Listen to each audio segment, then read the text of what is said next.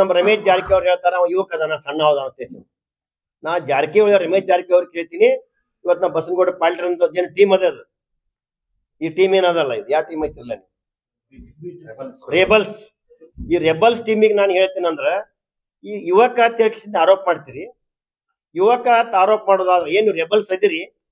ಇವತ್ತು ಅದ್ರ ಜೊತೆಗೆ ಒಂದು ಮಾತನ್ನ ನೀವು ಪತ್ರಿಕೆ ಕೊಡಿ ಒಟ್ಟು ಹೇಳ್ಬೇಕು. ಇಲ್ಲ ನನಗೆ ನನ್ನ ಚುನಾವಣೆಗೆ ಯಾರು ಯುವಕರು ಮತದಾನ ಮಾಡೋದು ಬೇಡ. ಯಾಕಂದ್ರ ಭಾರತೀಯ ಜನತಾ ಪಕ್ಷದ ಶಕ್ತಿನ ಯುವಕರು. ಇದಕ್ ಭಾರತೀಯ ಜನತಾ ಪಕ್ಷ ದೊಡ್ಡ ಪ್ರಮಾಣ ಬೆಳಿಬೇಕಾದ್ರೆ ಯುವಕರಿಂದ ಬೆಳೆದ. ಮತ್ ಯುವಕರು ಯಾಕ ರಾಜ್ಯಾಧ್ಯಕ್ಷ ಆಗ್ಬಾರದು? ಬಸನಗೌಡ ಪಾಟೀಲ್ ಕೂಡ ಯುವಕರಿದ್ದಾಗನ ಇವತ್ತ ಮಿನಿಸ್ಟರ್ ಆಗ್ಯಾರ. ಮತ್ ಅವಾಗ ಯಾರೇ ಕೇಳ್ಯಾರ ನಿಮಗ ಈ ರೀತಿ? ಅವತ್ ಯಡಿಯೂರಪ್ಪನವ್ರೆ ನಿಮಗ ಮುಖ್ಯ ಆ ಜಾಗ ಕೊಡ್ಲಿಕ್ಕೆ ಪ್ರಾಮಾಣಿಕ ಪ್ರಯತ್ನ ಮಾಡಿದಾರ. ನೀವು ಬಸನಗೌಡ ಪಾಟೀಲ್ ಯತ್ನಾಳರು ಒಬ್ಬ MP ಆಗಿ ಆರಿಸಿ ಬಂದಾಗ ನಿಮ್ಗೆ ದೊಡ್ಡ ಪ್ರಮಾಣದಾಗ ಶಕ್ತಿ ಇರೋದು ರಾಜ್ಯದಲ್ಲಿ, ದೇಶದಲ್ಲಿ, ಕೇಂದ್ರದಲ್ಲಿ.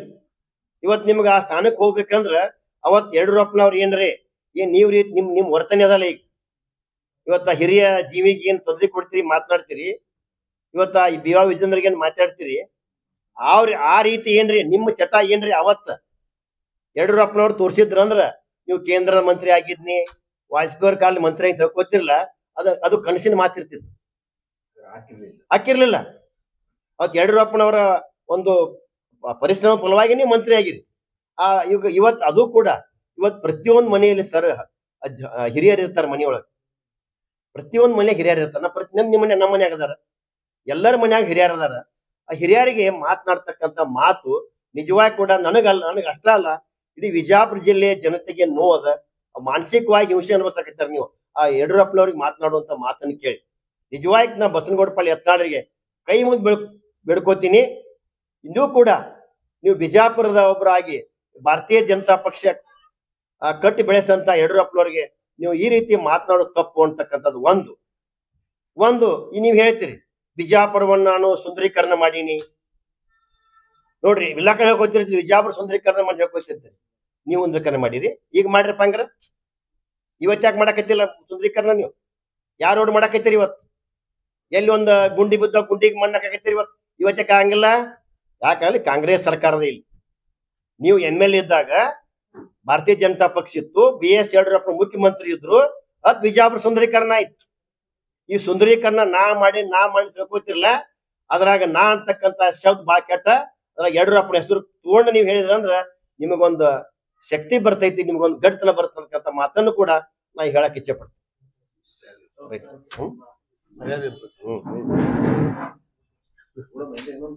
ಅವರು ಇವತ್ ಮೂಡ ಹಗರಣದಾಗ ಹೋರಾಟ ಮಾಡಿ ಸಿದ್ದರಾಮಯ್ಯ ಪಟ್ಟಣ ಹೊರಗೆ ವಾಪಸ್ ತಗೊಂಡ್ರು. ಎಂತ ಹೋರಾಟ ಮಾಡಿದಾರ.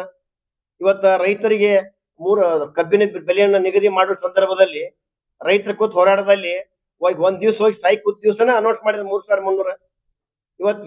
ಇವತ್ ನಮ್ಮ ಜಾರಕಿಹೊಳಿ ಅವರು, ಬೆಳಗಾವಿ ಜಾರಕಿಹೊಳಿ ಅವರು ನಮ್ ವಿಜೇಂದ್ರ ಆರೋಪ ಮಾಡ್ತಾರೆ. ಏನ್ ಆರೋಪ ಮಾಡ್ತಾರೆ? ಕಾಲೇಜ್ ಬೇಕನ್ನ ಹೋಗಿದಾರ. ಅವರ ಬಾಯಿಂದ ನಾವು ಕೇಳಿದೀವು, ಅವ್ರು ಕ್ಲಿಯರ್ ಕಟ್ ಆಗಿ ಹೇಳಿದಾರ. MB ಪಾಟೀಲ್ರು ನಮ್ನ ಕರ್ಕೊಂಡು ಹೋಗಿ ನಮ್ಮ ಮರ್ಯಾದೆ ಕಲಿಸ್ಯಾರ. ಅಂದ್ರೆ ಅವ್ರಿಗೆ MB ಪಾಟೀಲ್ ಉದ್ದೇಶ ಅಲ್ಲಿ ಸರ್ಕಾರಿ ವೈದ್ಯ ಕಾಲೇಜ್ ಇಲ್ಲ ಅಂತಕ್ಕಂಥದ್ದು ಅವ್ರಿಗೆ ಸ್ಪಷ್ಟತೆ ಬಂದೈತಿ. ಅದಕ್ಕೆ MB ಪಾಟೀಲ್ನ ಹೇಳ್ತಾ ಇದ್ದೀನಿ, ನೀವು ಸೀರಿಯಸ್ ಆಗ್ರಿ. ನೀವು ಒಬ್ರು ಕಾಂಗ್ರೆಸ್ಸಿನ ರಾಜ್ಯದಲ್ಲಿ ಗುರುತಿಸ್ಕೊಂಡ್ರಿ, ಪ್ರಭಾವ ನಾಯಕ ನಡೆಸ್ಕೊಂಡಿರಿ. ನೀವು ಅಲ್ಲೇ ಸಿದ್ದರಾಮಯ್ಯ ಕರ್ಕೊಂಡು ಹೋಗ್ತಕ್ಕಂಥ ಅವಶ್ಯಕತೆ ಇಲ್ಲ. ನೀವೋ ಒಂದ್ ಎರಡು ಮಾತು ಹೇಳಿ ಅವ್ರಿಗೆ ಬಂದು ಉತ್ತರ ಕೊಡ್ಬೇಕಾದಂತಾರ. ನೀವು ರಾಜನಾಯಕರ ಅಂದ್ರೆ ನೀವು ಗುರುತಿಸ್ಕೊಂಡ ನಿಮ್ ರಾಜನಾಯಕರ ನಾವು ಪ್ರಭಾವಿ ನಾಯಕರ ಅನ್ಬೇಕಲ್ಲಿಂತ ಬಿಜಾಪುರ ಜಿಲ್ಲೆ ಜನ ಮಾತಾಡ್ತಾರೆ MB ಪಾಟೀಲ್ ಬಗ್ಗೆ. ಕಾಂಗ್ರೆಸ್ನಾಗ ಪ್ರಭಾವಿ ನಾಯಕ ಅಂತ ಹೇಳ್ತಾರ. ನೀವು ಪ್ರಭಾವಿ ನಾಯಕ ಎಲ್ಲ ಕೇಳ್ಬೇಕಾಯ್ತು. ನಮ್ಮನ್ನ ಕರ್ಕೊಂಡು ಅವಶ್ಯ ಇಲ್ಲ. ನೀವು ಅಲ್ಲೇ ಕೂತ್ ಸಿದ್ದರಾಮಯ್ಯ ಮುಖ್ಯಮಂತ್ರಿ ಮುಂದೆ ಕುಂಡ್ರಿ, ಬಿಜಾಪುರ ಉಸ್ತುವಾರಿ ಮಂತ್ರಿ ಇದೀರಿ, ಚರ್ಚೆ ಮಾಡ್ರಿ ಸೀರಿಯಸ್ ಆಗಿ. ಇಲ್ಲ ಇದು ನನ್ನ ಮರ್ಯಾದೆ ಪ್ರಶ್ನೆ ಅದ, ಇಡೀ ವಿಜಾಪುರ ಜಿಲ್ಲೆಯ ಜನರ ಮರ್ಯಾದೆ ಪ್ರಶ್ನೆ ಅದ. ನಾವು ಒಂದು ವೇಳೆಯಲ್ಲಿ ಸರ್ಕಾರಿ ವೈದ್ಯ ಕಾಲೇಜ್ ಮಾಡದೇ ಹೋದ್ರ ನಮ್ಮ ಇಡೀ ಕಾಂಗ್ರೆಸ್ ಪಕ್ಷಕ್ಕೆ ಶಾಪ್ ಆಗಿ ಪರಿಣಮಿಸ್ತದ. ಇದನ್ನ ಸೀರಿಯಸ್ ಆಗಿ ತೋರಿ ಸಿದ್ದರಾಮಯ್ಯ ಹೇಳಿ ಅಲ್ಲಿ ಒಪ್ಪಿಸ್ಕಿ ಒಂದ್ ಬಂದ್ ಮಾತು ಹೇಳ್ಬಿಟ್ರೆ ಮುಗಿದೋಕೈತ್ರಿ. ತೊಡಕ್ ಏನು ಇರಂಗಿಲ್ಲ ಸರ್. ಇವ್ರೆಲ್ಲ ಅಂಡರ್ಸ್ಟ್ಯಾಂಡಿಂಗ್, ನೀವ್ ಏನ್ ಅಂಡರ್ಸ್ಟ್ಯಾಂಡಿಂಗ್ ಅಂತ ಹೇಳ್ತಾರೋ, ಅಂಡರ್ಸ್ಟ್ಯಾಂಡಿಂಗ್ ಅಂತ ಯಾರ ಅವ್ರ ಅಂಡರ್ಸ್ಟ್ಯಾಂಡಿಂಗ್ ಅದ. ಮತ್ ನಮ್ಮ ಬಯಲು ಹೆಸರು ಬಿಡ್ತೀರಿ ನೀವು. MB ಪಾಟೀಲ್ ಅಂಡರ್ಸ್ಟ್ಯಾಂಡಿಂಗ್ ಅದಾರ. ಇಡೀ ರಾಜ್ಯಕ್ಕೆ ಗೊತ್ತೈತಿ. ನಮ್ಮ ಭಾರತೀಯ ಜನತಾ ಪಕ್ಷ ಕೆಲವೊಬ್ಬರು ನಾಯಕರ ತಮ್ಮ ಪತ್ರಿಕೆ ಮೂಲಕ ಓದಿದ್ದೀನಿ ನಾನು. ಅದ್ ಸತ್ಯ ನನಗೆ ಈಗ ಗೊತ್ತಾಗತೈತಿ. ಹೊಂದಾಣಿಕೆ ಅದಾರ ಜಗತ್ ಜಿಲ್ಲೆ ಜನ ಮಾತಾಡ್ತೈತಿ.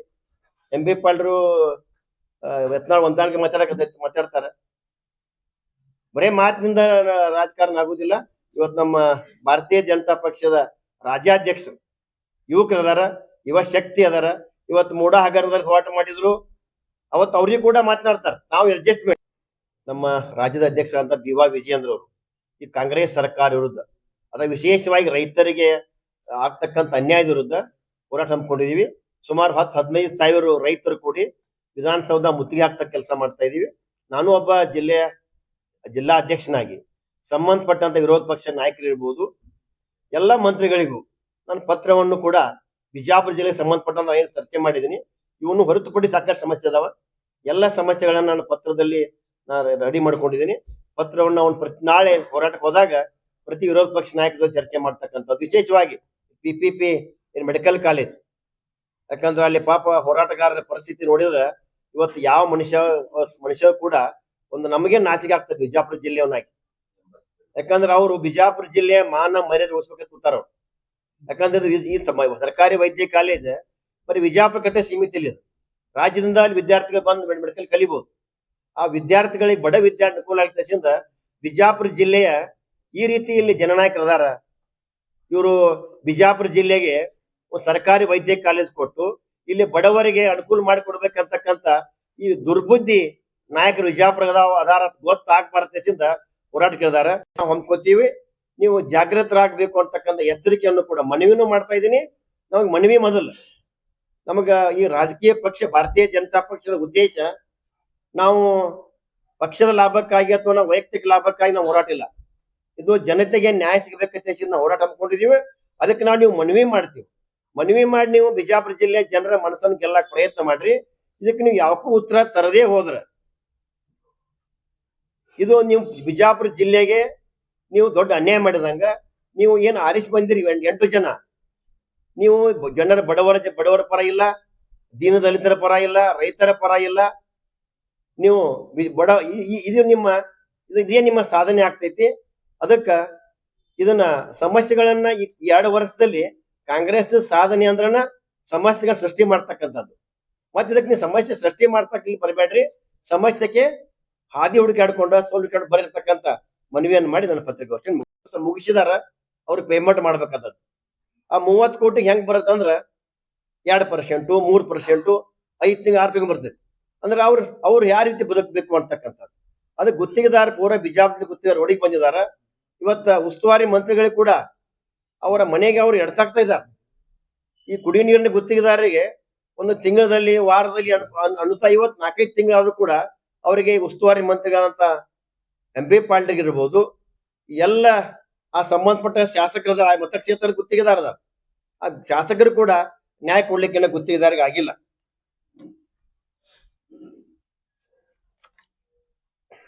ಮತ್ತೆ ಇನ್ನೊಂದು ಇಲ್ಲ.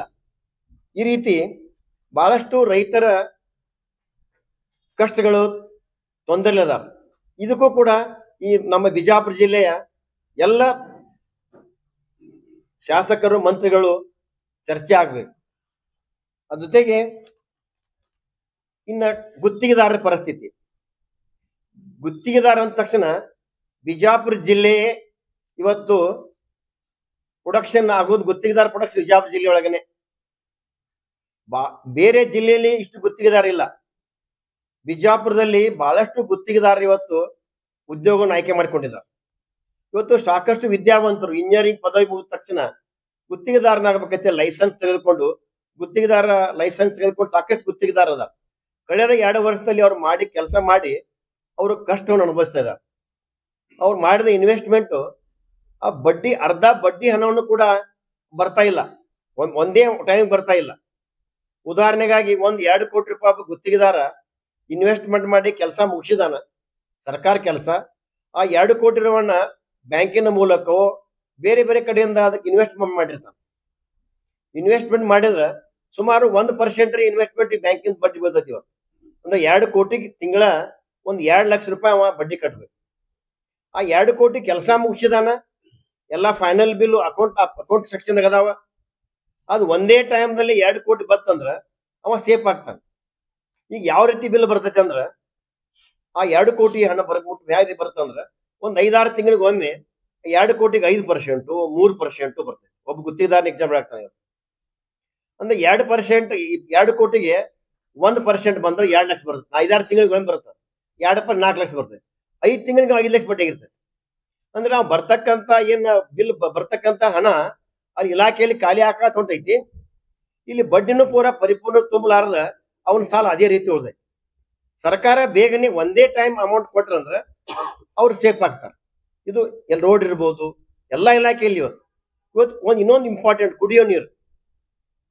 ಸರ್, ಕುಡಿಯೋ ನೀರಿಗೆ ಹೆಂಗಿರ್ತದೆ ಅಂದ್ರೆ ಪೇಮೆಂಟ್ ಸಿಸ್ಟಮ್ ನಾನು ಕೂಡ ಬಹಳಷ್ಟು ಅಬ್ಸರ್ವ್ ಮಾಡಿದಾಗ ಕಳೆದ 20-30 ವರ್ಷದಿಂದ ನಾನು ಅಬ್ಸರ್ವ್ ಮಾಡ್ತಾ ಇದ್ದೀನಿ. ಬೇರೆ ಬೇರೆ ಇಲಾಖೆಗಳಲ್ಲಿ ಪೇಮೆಂಟ್ ತೊಂದರೆ ಹಾಕಿರ್ಬೋದು, ಗೊತ್ತಿರೋ ಸ್ವಲ್ಪ ಟೈಮ್ ಆಗ್ತಿತ್ತು. ಕುಡಿಯೋ ನೀರಿಗೆ ಯಾಕೆ ಇದು ಜೀವ ಜಲಧಾರೆ, ಇದಕ್ಕ ತುರ್ತು ಆಗಿಂದಾಗಲೇ ಪೇಮೆಂಟ್ ಕೊಡ್ತಕ್ಕಂಥದ್ದು ನಡೀತಕ್ಕಂಥದ್ದು. ಈ ವಿಜಯಪುರ ಜಿಲ್ಲೆಯಲ್ಲಿ ಸುಮಾರು 40 ಮಲ್ಟಿವಿಲೇಜ್ ಸ್ಕೀಮ್ಗಳು ಅದಾವ. ಸಾಕಷ್ಟು ಇಲ್ಲಿ ರೈತರಿಗೆ ಸಂಬಂಧಪಟ್ಟಂಗ ಈ ಮೈಕ್ರೋ ಇರಿಗೇಷನ್, ಹನಿ ನೀರಾವರಿಗೆ ಅಂದ್ರೆ ಕಡಿಮೆ ನೀರಲ್ಲಿ ಹೆಚ್ಚು ಬೆಳಿಬೇಕಂತಕ್ಕಂಥ ಏನ್ ಕೇಂದ್ರದ ಒಂದು ದೊಡ್ಡ ಯೋಜನೆ. ಇವತ್ತು ರೈತರಿಗೆ ಸ್ಪ್ರಿಂಕ್ಲರ್ ಇರ್ಬೋದು, ಡ್ರಿಪ್ ಇರ್ಬೋದು. ನೀವು ಕೃಷಿ ಇಲಾಖೆಯಲ್ಲಿ ತಾವು ಎಲ್ಲಿನೂ ಕೂಡ ಒಂದು ಸಟ್ ಸ್ಪ್ರಿಂಕ್ಲರ್ ರೈತರಿಗೆ ಸಿಗ್ತಾ ಇಲ್ಲ. ಡ್ರಿಪ್ ಮಾಡ್ಕೋಬೇಕು ಅಂದ್ರೆ ಅವ್ರಿಗೆ ಡ್ರಿಪ್ಪಿಗೆ ಸಬ್ಸಿಡಿ ಕೂಡ ಕಳೆದ 2 ವರ್ಷದಿಂದ ಈ ಸಪ್ಲೈಯರ್ಗೆ ಪೇಮೆಂಟ್ ಮಾಡಲು ಕಾರಣಕ್ಕಾಗಿ ಎಲ್ಲ ಸಪ್ಲೈಯರ್ ಕೂಡ ಎಲ್ಲ ಸ್ಥಗಿತ ಮಾಡಿಬಿಟ್ಟಿದ್ದಾರೆ. ಇವತ್ತು ಹೋರಾಟಗಳು ನಡೆದಿದ್ದಾವೆ. ವಿಜಯಪುರ ಜಿಲ್ಲೆ ಬಗ್ಗೆ ಹೆಚ್ಚು ನಾನು ಒತ್ತು ಕೊಟ್ಟು ಹೇಳೋದಂದ್ರೆ, ವಿಜಯಪುರ ಜಿಲ್ಲೆ ರೈತರಿಗೆ ಸಮಸ್ಯೆ ಆದದ್ದು ಪರಿಹಾರ ಯಾವ ರೀತಿ ನಮ್ಮ BS ಯಡಿಯೂರಪ್ಪನವರು ಮುಖ್ಯಮಂತ್ರಿ ಇದ್ದಾಗ ಅವರು ಕುಸ್ಕಿ ಬೆಳೆಗೆ NDRF ಮತ್ತು SDRF ಜೊತೆಗೆ 10,000 ರೂಪಾಯಿ ಕೂಡಿ ಕೊಡ್ತಕ್ಕಂಥದ್ದು, ಮನೆ ಬಿದ್ದ ಮನೆಗೆ 5 ಲಕ್ಷ ಕೊಡ್ತಕ್ಕಂಥದ್ದು, ಪಾರ್ಸೆಲ್ ಬಿದ್ದ ಮನೆಗೆ 3 ಲಕ್ಷ. ಇವತ್ತು ಬೆಳಗಾವದಲ್ಲಿ ಚಳಿಗಾಲ ಅಧಿವೇಶನ ಪ್ರಾರಂಭ ಆಗೈತಿ. ಇವತ್ತು ಅದಕ್ಕೆ ಸಂಬಂಧಪಟ್ಟಂಗ ವಿಜಯಪುರದಲ್ಲಿ ಕೂಡ ಸಾವಿರಾರು ಸಮಸ್ಯೆಗಳನ್ನ ಎದುರಿಸ್ತಾ ಇದ್ದಾರೆ ಸಾಮಾನ್ಯ ಜನ. ಆದ ಕಾರಣ ಇವತ್ತೇನು ಬೆಳಗಾವಿ ಅಧಿವೇಶನದಲ್ಲಿ ಈ ಬಿಜಾಪುರದೆಲ್ಲ ಸ್ಪರ್ಧಿಸಿ ಇವತ್ತು ಶಾಸಕರಿಗೆ ಮತ್ತು 2 ಮಂತ್ರಿಗಳಿಗೆ ಇವತ್ತು ಮನವಿ ಮತ್ತು ಎಚ್ಚರಿಕೆಯನ್ನು ಕೊಡ್ಲಿಕ್ಕೆ ಪತ್ರಿಕಾಗೋಷ್ಠಿಯನ್ನು ಕರೆದಿದೆ. ಇವತ್ತು ಬಿಜಾಪುರದಲ್ಲಿ ಸರ್ಕಾರಿ ವೈದ್ಯ ಕಾಲೇಜ್ ಬೇಕು ಅಂತ ಹೇಳಿಕೆಸಿಂದ ಬಿಜಾಪುರದ ಬಹಳಷ್ಟು ವಿಚಾರವಾದಿಗಳು ಹೋರಾಟ ಹಮ್ಮಿಕೊಂಡಿದ್ದಾರೆ. ಕಳೆದ 80 ದಿವಸ ಆದ್ರೂ ಕೂಡ ಸರ್ಕಾರ ಅದ್ರ ಬಗ್ಗೆ ಕಾಳಜಿ ವಹಿಸ್ತಾ ಇಲ್ಲ. ಬಿಜಾಪುರ್ಗೆ ಸಂಬಂಧಪಟ್ಟಂತ 6 ಶಾಸಕರು, 2 ಮಂತ್ರಿಗಳು ಅವರು ಕೂಡ ಅದನ್ನ ಗಂಭೀರವಾಗಿ ಪರಿಗಣಿಸ್ತಾ ಇಲ್ಲ. ಇವತ್ತು ಆ ಹೋರಾಟ ಮಾಡ್ತಕ್ಕಂತ ಹೋರಾಟಗಾರರು ಅವ್ರು ಮೆಡಿಕಲ್ ಅಡ್ಮಿಷನ್ ಮಾಡಬೇಕಾದಂತ ಅವಶ್ಯಕತೆ ಇಲ್ಲ. ಅವರು ತಾವು MBBS ಕಲಿಬೇಕಂತ ಹೇಳಿಕೆಸಿಂದ ಹೋರಾಟ ಗೊತ್ತಿಲ್ಲ. ಅದು ಬಿಜಾಪುರ ಜಿಲ್ಲೆಯ ಪ್ರತಿಷ್ಠೆಯ ಪ್ರಶ್ನೆ. ಯಾಕ ಎಲ್ಲ ಜಿಲ್ಲೆಗಳಲ್ಲಿಯೂ ಕೂಡ ಸರ್ಕಾರಿ ವೈದ್ಯ ಕಾಲೇಜ್ ಕೊಡ್ತಕ್ಕಂಥ ಸಂದರ್ಭದೊಳಗ ಬಿಜಾಪುರದಲ್ಲಿ ಯಾಕೆ ನೀವು ಕೊಡ್ತಾ ಇಲ್ಲ ಅಂತಕ್ಕಂಥ ಪ್ರಶ್ನೆ ಎತ್ತುಕೊಂಡು ಮತ್ ರಾಜ್ಯದ ಜನರಿಗೆ ಕೂಡ ಇದು ಉಪಯುಕ್ತವಾದಂತ ಒಂದು ವೈದ್ಯ ಕಾಲೇಜ್, ಸರ್ಕಾರಿ ವೈದ್ಯ ಕಾಲೇಜ್ ಆದ್ರೆ ರಾಜ್ಯದ ಬಡ ವಿದ್ಯಾರ್ಥಿಗಳಿಗೆ, ಕಾರ್ಮಿಕರ ಮಕ್ಕಳಿಗೆ, ರೈತರ ಮಕ್ಕಳಿಗೆ ಇವತ್ತು ಅನುಕೂಲ ಆಗ್ಬೇಕಂತ ಹೇಳಿಕೆಸಿಂದ ಹೋರಾಟ ಹಮ್ಮಿಕೊಂಡ್ರು ಕೂಡ ಇವತ್ತು ಅದನ್ನ ಸರ್ಕಾರ ಗಂಭೀರವಾಗಿ ಪರಿಗಣಿಸ್ತಾ ಇಲ್ಲ. ಇದಕ್ಕೆ ಆರೋಪನು ಜಿಲ್ಲೆ ಜನ ಆರೋಪನೂ ಇದೆ.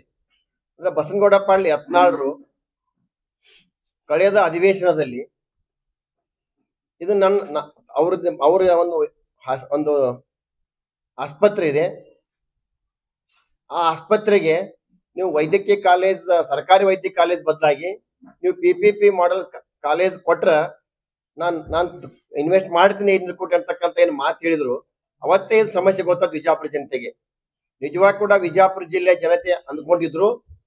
ಬಿಜಾಪುರದಲ್ಲಿ ಸಾಕಷ್ಟು ಪ್ರಭಾವಿ ಕಾಂಗ್ರೆಸ್ ನಾಯಕರದಾರ, 2 ಮಂತ್ರಿಗಳದಾರ, ಕಾಂಗ್ರೆಸ್ ಸರ್ಕಾರದ ಶಾಸಕರು ಕೂಡ ಕಾಂಗ್ರೆಸ್, ಹೆಚ್ಚು ಶಾಸಕರು ಕಾಂಗ್ರೆಸ್ ಇರೋದ್ರಿಂದ 100ಕ್ಕೆ 100 ಬಿಜಾಪುರ ಜಿಲ್ಲೆಗೆ ಸರ್ಕಾರಿ ವೈದ್ಯ ಕಾಲೇಜ್ ಬರ್ತೈತೆ ತಂದ್ಕೊಂಡ್ರ ಇದು ಅಧಿವೇಶನದಲ್ಲಿ ಚರ್ಚೆ ಆದಾಗ ಗೊತ್ತಾಯಿತು, ಇದು ಇದರಲ್ಲಿ ಏನೋ ಒಂದು ಗೋಲ್ಮಾಲ್ ನಡೆದಿದೆ ಅಂತ.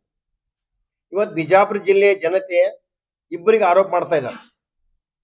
ಒಬ್ರು ಬಸನಗೌಡ ಪಾಟೀಲ್ ಯತ್ನಾಳ್ರಿಗೆ, ಇನ್ನೊಬ್ರು ಉಸ್ತುವಾರಿ ಮಂತ್ರಿ ಅಂತ ಎಂ ಬಿ ಪಾಟೀಲ್ರಿಗೆ.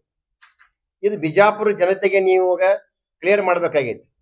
ಅಂದ್ರೆ ನಿಮ್ಮಿಬ್ಬರ ಒಂದು ವೈಯಕ್ತಿಕ ಸಾಧನೆಗೋಸ್ಕರ ನೀವೇ ತಪ್ಪು ಹಾಕಿ ಉಳಿತಾ ಇದ್ದೀರ ಅಂತಕ್ಕಂಥ ಒಂದು ಕ್ಲಿಯರ್ ಆಗ್ಬೇಕು. ಜೊತೆಗೆ ಉಳಿದ ಶಾಸಕರು ಕೂಡ ಆ ಮಂತ್ರಿಗಳಿಗೆ ರಾಜ್ಯ ಸರ್ಕಾರಕ್ಕೆ ಎಚ್ಚರಿಕೆ ಕೊಡ್ಬೇಕಾಗಿದೆ. ಈಗ ನಿಮ್ಗೆ ಅವಕಾಶ ಅದ.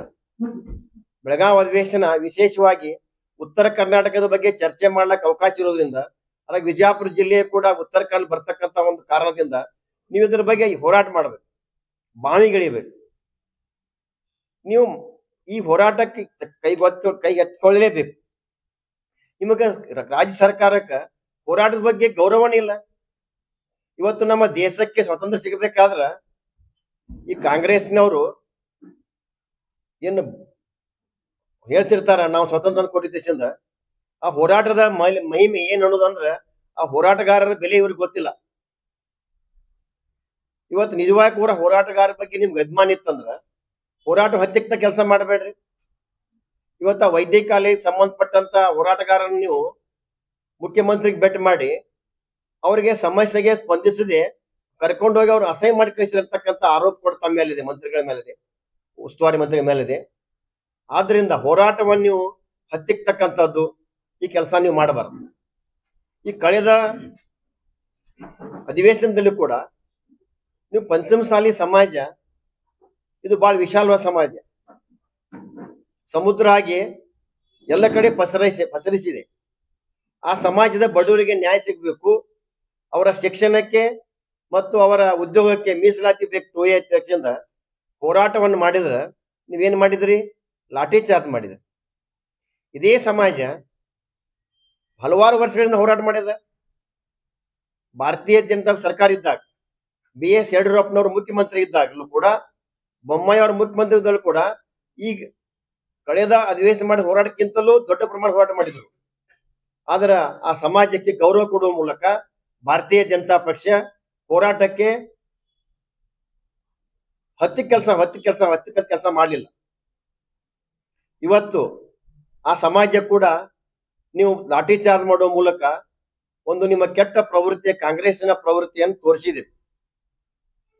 ಈ ವಿಷಯ ಇಟ್ಟುಕೊಂಡು ನಾ ಇವತ್ತು ಇದು ಮನವಿ ಅದ ಏನಂತಾರ, ನಮ್ಮ 8 ಮತಕ್ಷೇತ್ರದ ಶಾಸಕರು ಮಂತ್ರಿಗಳಿಗೆ ಇದ್ರ ಬಗ್ಗೆ ಗಂಭೀರವಾಗಿ ಪರಿಗಣಿಸಬೇಕು.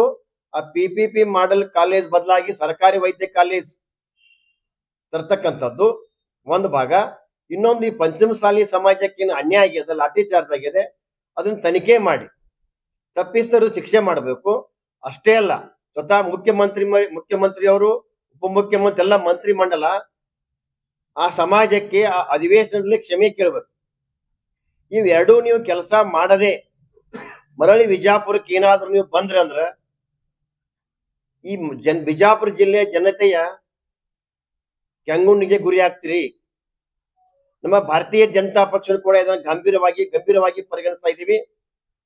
ಇಡೀ ಜಿಲ್ಲೆಯಲ್ಲಿ ನಮ್ಮ ಭಾರತೀಯ ಜನತಾ ಪಕ್ಷದ ಪದಾಧಿಕಾರಿಗಳನ್ನ ಕರೆದುಕೊಂಡು ಮನೆ ಮನೆಗೆ ಈ ಒಂದು ಪತ್ರ ಬರೆಯುವ ಮೂಲಕ ಮನೆ ಮನೆಗೆ ನಿಮ್ಮ ಬೇಜವಾಬ್ದಾರಿಯನ್ನ ಪ್ರತಿ ವ್ಯಕ್ತಿಗೂ ಮುಡಿಸ್ತಕ್ಕಂಥ ಕೆಲಸವನ್ನು ನಾವು ಮಾಡ್ಬೇಕಾಗ್ತೈತಿ. ಇದರಿಂದ ಹೋರಾಟವನ್ನು ಕೂಡ ನಾವು ಹೊಂದ್ಕೋಬೇಕಾಗೈತಿ. ಇವತ್ತು ಅದರ ಜೊತೆಗೆ ಇವತ್ತು ರೈತ